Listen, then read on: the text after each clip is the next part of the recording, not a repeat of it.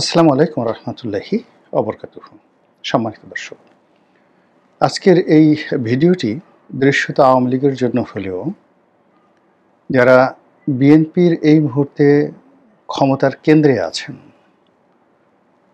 এবং বিএনপির এই সুসময়ে যারা মধু এবং মেওয়ার একেবারে খুব কাছাকাছি নিয়ামক হিসাবে কাজ করছেন তাদেরকে নিয়ে বিএনপির সাধারণ নেতাকর্মীর মধ্যে কী ধরনের নেতিবাচক যে চিন্তা চেতনা ধ্যান ধারণা কাজ করে, এটি মোটামুটি এই আওয়ামী লীগের একজন যাকে বলা হয় সাবেক মন্ত্রী এবং আওয়ামী লীগের ভবিষ্যৎ কর্ণধার জনাব সজীব ওয়াজেদ জয়ের বন্ধু হিসেবে পরিচিত মোহাম্মদ এ আরাফাতকে নিয়ে যে কিছু কথা বলবো, সেই কথার প্রেক্ষিতে যারা ক্ষমতা রাজনীতি করেন আর ক্ষমতার বাইরে যখন ক্ষমতা চলে যায়, এই দুয়ের মধ্যে যে রসায়ন তৈরি হয়,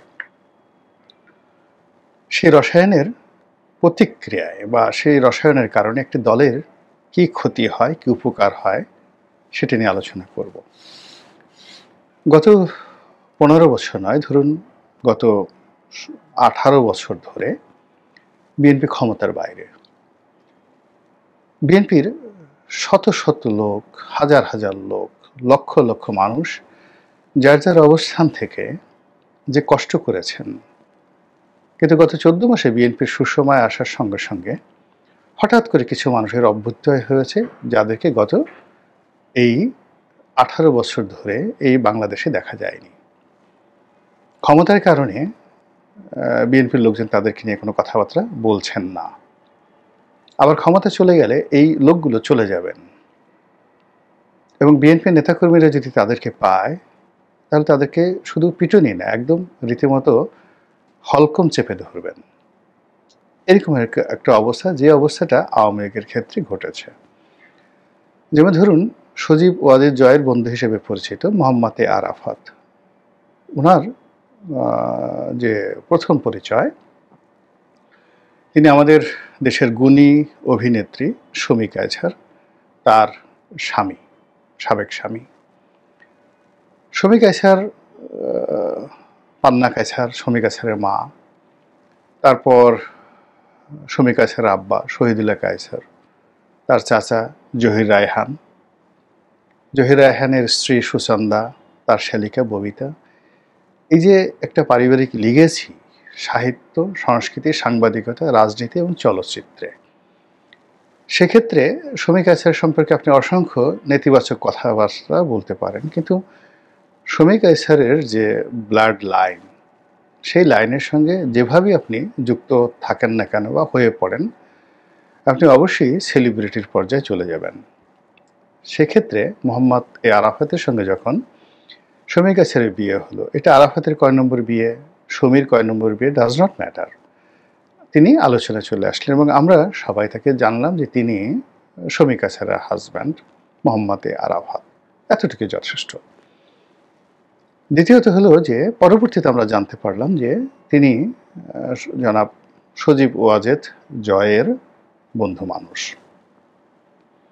এবং ঘনিষ্ঠ বন্ধু, এবং সেই বন্ধু হওয়ার কারণে কি হলো, আওয়ামী লীগের সেই টপ টু লো, কেবলমাত্র শেখ হাসিনা ছাড়া আর জয় ছাড়া প্রত্যেকটা মানুষ এই লোকটিকে, মানে মোহাম্মদ এ আরাফাতকে তোয়াজ করার জন্য, তদবির করার জন্য, তার তাবেদারি করার জন্য যদি প্রয়োজন হতো, যে ওনার জুতা টানার যদি প্রয়োজন হতো, আওয়ামী লীগের ক্ষমতা লোভী মানুষদের মধ্যে রীতিমতো প্রতিযোগিতা শুরু হয়ে যেত। এবং মোহাম্মদ হে আরাফাত কখনো যদি তার পেট খারাপ হতো এবং তিনি যে বায়ু ত্যাগ করেন, সেই বায়ুর ত্যাগ করে বায়ুর ঘ্রাণটা কেমন, সে অনুযায়ী ডাক্তারের কাছে গিয়ে ওষুধ আনার জন্য যদি তিনি টেন্ডার আহ্বান করতেন, টেকনাফ থেকে তেঁতুলিয়া পর্যন্ত আওয়ামী লীগের ক্ষমতাধর যারা লোকজন, তাদের মধ্যে দৌড়দৌড়ি শুরু হয়ে যেত। এর বাইরে আরো অনেক ব্যঙ্গ বিদ্রুপাত্মক কথা বলা যায়।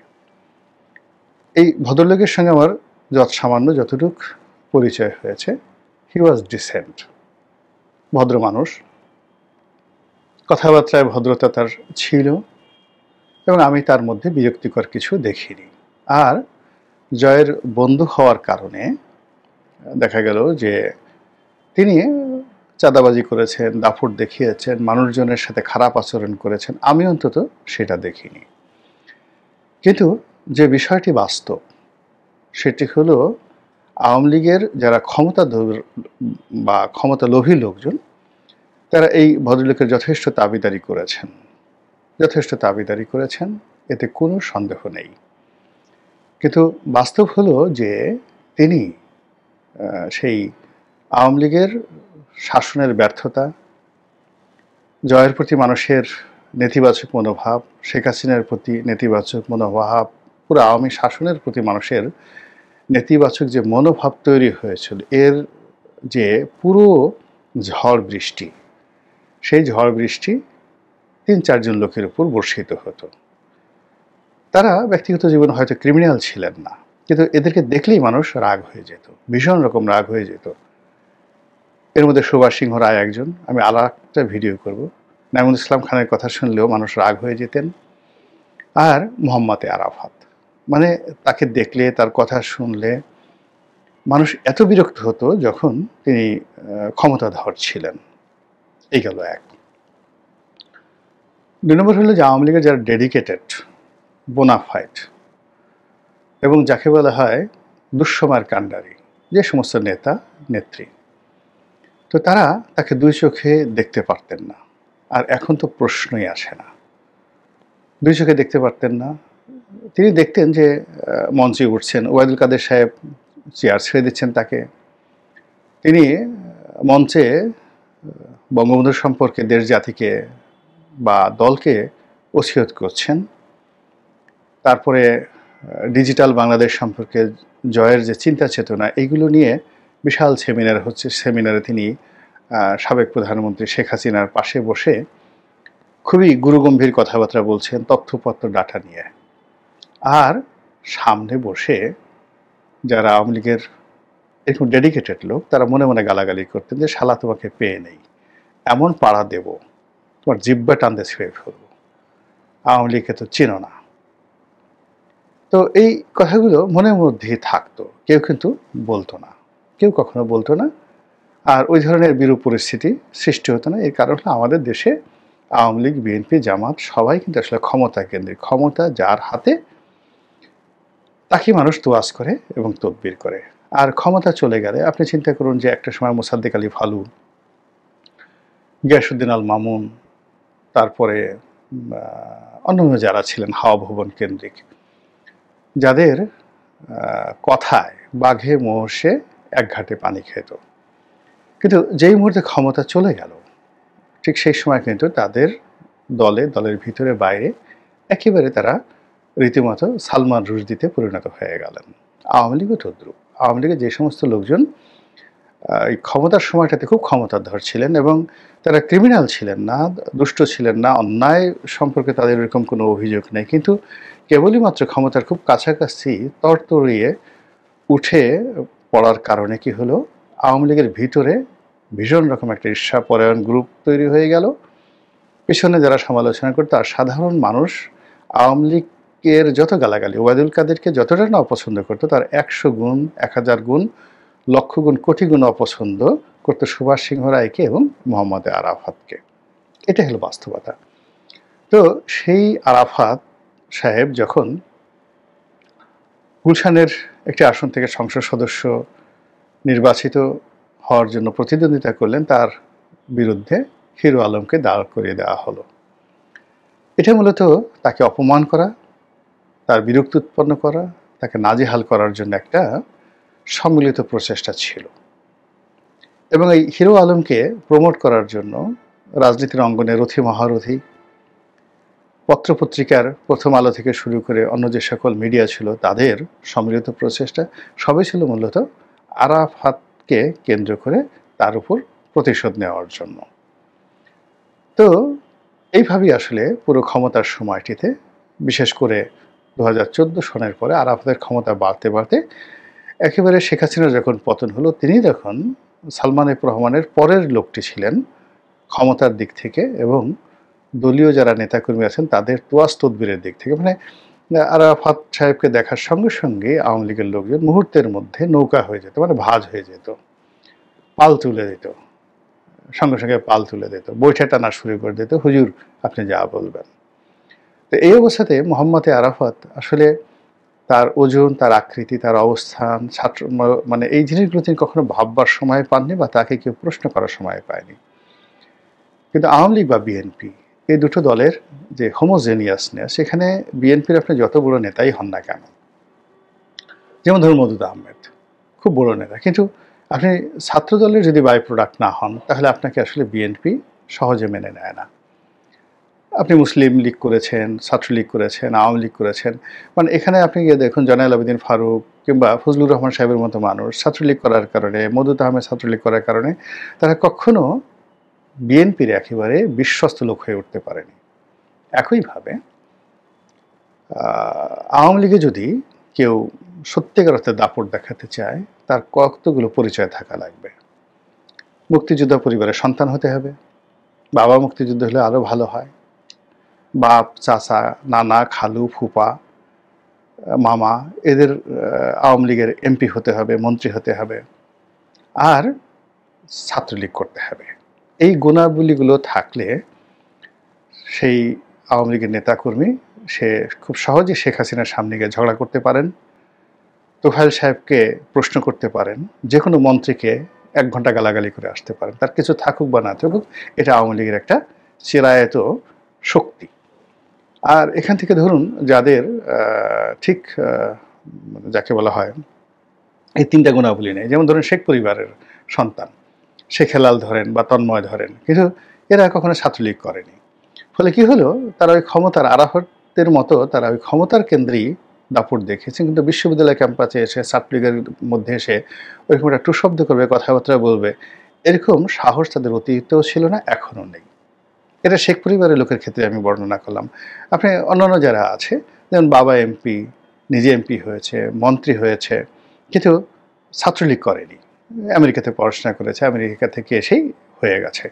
তো যে সকল ডেডিকেটেড নেতাকর্মী ছাত্রলীগ করেছেন, ছাত্রলীগের সেক্রেটারি ছিলেন, কিন্তু কিছুই পান নাই জীবনে, কিন্তু সে ছাত্রলীগের সেক্রেটারি ছিল, দেখা গেল একটা মন্ত্রীকে তুই তুকারি করে তিনি কথাবার্তা বলছেন, এটা আওয়ামী লীগের একটা সাধারণ বৈশিষ্ট্য। তো সেই দিক থেকে মোহাম্মদ আরাফাত তার কোনো সিএস, আরএস, বিএস কোনো জরিপে আওয়ামী লীগের সঙ্গে তার যে সম্পৃক্ততা, এটা আমরা ব্যক্তিগতভাবে জানিনি, কখনো জানিনি। তিনি ছাত্রলীগ করেছেন, ছাত্রলীগের তার কোনো যাকে বলা সিএস পর্চা আছে, যেমন এখন ধরেন শাহাবুদ্দিন চুপ্পু, সেই ছাত্র জীবন থেকে ছাত্রলীগ করেছেন, প্রেসিডেন্ট, ছাত্রলীগের হয়ে সে জেল খেটেছেন, তারপরে বঙ্গবন্ধু হত্যাকাণ্ডের পরে তিনি আবার জেল খেটেছেন এবং সেখান থেকে বের হয়ে বিসিএস করে তিনি সেই যাকে বলা হয় রাষ্ট্রপতি হয়েছেন। এখন তার যে জোশ ছাত্রলীগকে নিয়ে, বা সে যেভাবে খুব সহজে টেকনাফ থেকে তেঁতুলিয়া পর্যন্ত ছাত্রলীগের, যুবলীগের, আওয়ামী লীগের, মহিলা আওয়ামী লীগের সবার মধ্যে সে মিশে যেতে পারবে, তোফায়েল সাহেব যেভাবে পারবে, আব্দুল হামিদ সাহেব যেভাবে পারবে, বা যাকে বলা হয় সাবেক রাষ্ট্রপতি জিল্লুর রহমান যেভাবে পারবে, ঠিক সেইভাবে কিন্তু জিল্লুর রহমান সাহেবের ছেলে পাপন সাহেব পারবে না, কিংবা রাষ্ট্রপতির ছেলে এই যে হামিদ সাহেবের ছেলে পরবর্তীতে মন্ত্রী হয়েছেন বা এমপি হয়েছেন, তিনি পারবেন না। এটাই হলো স্বাভাবিক। তো সেই দিক থেকে মোহাম্মদ আরাফাতের অবস্থাটা দলের নেতাকর্মীদের মধ্যে ওইরকমই ছিল। এখন দল ক্ষমতায় নাই, উনি দেশের বাইরে বা দেশের ভেতরে কোথাও আছেন, পালিয়ে আছেন।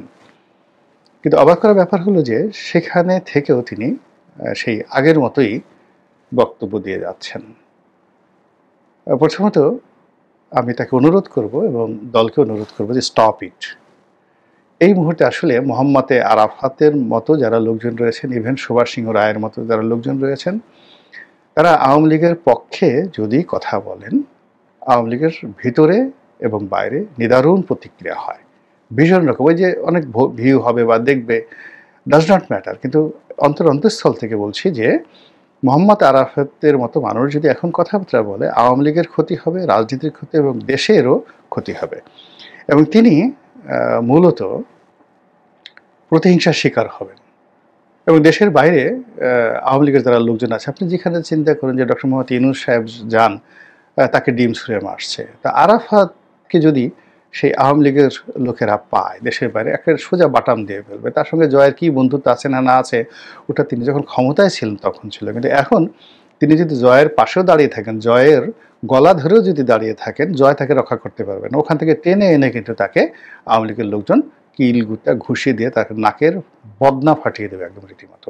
এটা হলো আওয়ামী লীগের বৈশিষ্ট্য, ছাত্রলীগের বৈশিষ্ট্য। এবং এই দল, মানে এটা শেখ হাসিনা খুব ভালো করে জানেন। এই দলে ধরেন অনেক কথা, কেবলমাত্র শেখ হাসিনার অনেক কথা ধরেন দলের নেতাকর্মীরা জানে যে এটা খারাপ, বিরক্তিকর, তারপরে তারা শোনে। এটা এই আনুগত্যটা দলের মধ্যে আছে। কিন্তু তাই বলে ওবায়দুল কাদেরের কথা আগে যেভাবে বলেছে সেভাবে মানুষ শুনতে রাজি নয়। জাহাঙ্গীর কবির নানকের কথা শুনতে রাজি নয়। বাহাউদ্দিন নাসিমের কথা শুনবে না মানুষ। এই কথা যদি এখন এই যে বাংলাদেশে আমরা আছি, আওয়ামী লীগের সাধারণ নেতাকর্মীদের সঙ্গে দেখা হয়, কথা হয়, সাধারণ জনগণের সাথে কথা হয়, এই জিনিসগুলো মানে যাদের কারণে আওয়ামী লীগের বিরক্তি সৃষ্টি হয়েছে, আওয়ামী লীগের বিরুদ্ধে যাদের কারণে আওয়ামী লীগের পতন হয়েছে, সেই মুখগুলো, সেই নামগুলো আবার যদি সামনে আসে, সেই আনিসুল হক, সেই মানে সালমান এফ রহমান, আবার সেই সালমান এফ রহমানের একজন সেই কর্মচারী কর্মকর্তা বা তাদের যারা চাকর বাকর ছিল, পোষ্য ছিল, তারা এই যখনই দেশে বা দেশের বাইরে আওয়ামী লীগের পক্ষে কোনো কথাবার্তা বলার চেষ্টা করছেন, এরা সবাই কিন্তু বাটাম খাবেন। আওয়ামী লীগের যারা লোকজন আছে তাদের হাতেই বাটাম খাবেন। আওয়ামী লীগের মধ্যে যেটা দরকার সেটা হলো প্রথমত শেখ হাসিনার বক্তব্য, সেটা ঠিক আছে। এর বাইরে অন্যান্য যে সমস্ত মানুষ যাদের ইমেজ আছে, ক্লিন ইমেজ আছে, যাদের সম্পর্কে কোনো বদনাম নেই, তারা হয়তো খুব বড় নেতা নন, কিন্তু মানুষ হিসেবে অনেক বড়। যেমন ধরেন নেত্রী শেখ হাসিনা, আওয়ামী লীগের নেত্রী শেখ হাসিনা, তিনি সাবের হোসেন চৌধুরীকে পছন্দ করেন না, এটা আমরা সবাই জানি। কিন্তু বাস্তবতা হলো সাবের চৌধুরী যদি একটা কথা বলেন, ওটার গুরুত্ব অনেক। সেলিনা হায়াৎ আইবির কথার গুরুত্ব আছে। এমনকি যে শামীম ওসমান, এখন শামীম ওসমান আওয়ামী লীগের মধ্যে কিন্তু ভীষণ রকম জনপ্রিয়। সে ভুং ভাং ইত্যাদি ইত্যাদি কথাবার্তা বলে, এবং আওয়ামী লীগ বিরোধী যারা শক্তি তারাও কিন্তু শামীম ওসমানকে কাউন্ট করে, তাচ্ছিল্য করে না। কিন্তু সেই দিক থেকে মোহাম্মদ আরাফাত কথা বলে প্রতিপক্ষ তাচ্ছিল্য করে, ঠাট্টা মস্করা করে, আর আওয়ামী লীগের লোকদের গোস্বা হয় যে বেটা তোমাদের জন্য আজকের এই অবস্থা। তো এই জন্য আসলে আরাফাত জয়ের যদি বন্ধু হয়, সঙ্গতি করে না আমার ছোট ভাইয়ের মতো, ভাগ্নের মতো, জয় আমাদের ভাগ্নে। তো সেই কারণে সেই অনুরোধ থেকেই বলবো যে বাবা, যতটুক হয়েছে অ্যানাফ, যথেষ্ট হচ্ছে অ্যানাফ। আবার যদি ক্ষমতায় আসে, আবার যদি জয় চায় তুমি আসবে বা আপনি আসবেন, তখন আপনাকে কেউ কোনো কথা বলবে না। ক্ষমতা কেন আবার আপনার জুতো টানবে, আবার আপনার মানে যাকে বলা হয় পাল তুলবে আপনার কথার উপর। কিন্তু এই মুহূর্তে whatever you are doing, if you really love your party, if you really like that Sheikh Hasina will do better, সেক্ষেত্রে স্টপ ইউর মাউথ, জাস্ট মুখটা বন্ধ রাখেন। আমরা যারা বাংলাদেশ আছি, বাংলাদেশে বসে এই কথাগুলো শুনছি, কিছু কিছু মুখের কথা, কিছু কিছু মুখের প্রতিচ্ছবি, কিছু কিছু জিনিস যেগুলো আসলে আপনি আন্তরিকতা নিয়ে হয়তো কোনো কথা বলেন, সব কথায় আন্তরিকতা নিয়ে বলেন, আপনার আন্তরিকতা নিয়ে কোনো যাকে বলে সন্দেহ নেই। আমি তো আগেই বললাম যে দেখুন, আপনার এই যে আপনার সম্পর্কে যে কথাগুলো বললাম সবই পজিটিভ, কিন্তু বাস্তবতা হলো যে এখানে আওয়ামী লীগের নেতাকর্মীর মধ্যে এবং আওয়ামী লীগের প্রতিপক্ষের মধ্যে আপনার সম্পর্কে যে কথাগুলো আছে, এর চেয়ে করে দলের ভীষণ রকম ক্ষতি হচ্ছে। দলে অনেক লোক লাগে, আবার যদি কখনো আওয়ামী লীগ ক্ষমতায় আসে, ভালো পজিশনে আসে, তখন আপনারা আবার আসবেন, তখন আপনাদের তো কেউ নিষেধ করবে না। বাট এই ক্রাইসিস মোমেন্টে আপনি যা কিছু করছেন না কেন, এটা ভালো হচ্ছে না। আল্লাহ আমাদের সবাইকে হেদায়েত দান করুন এবং হেফাজত করুন। আসসালামু আলাইকুম ওয়া রাহমাতুল্লাহি ওয়া বারাকাতুহু।